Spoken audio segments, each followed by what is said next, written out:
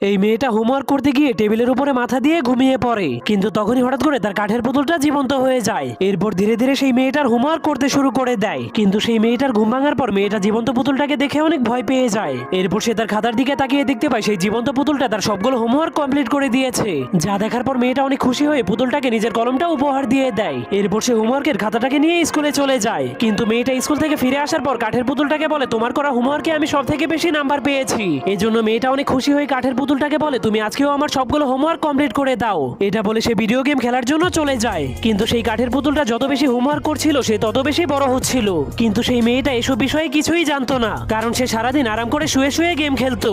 এরপরের দিন সকালে সেই কাঠের পুতুলটা মেয়েটাকে ঘুম থেকে জাগালে মেয়েটা অনেক অবাক হয়ে যায়, কারণ সেই ছোট্ট কাঠের পুতুলটা তার মতোই বড় হয়ে গিয়েছিল।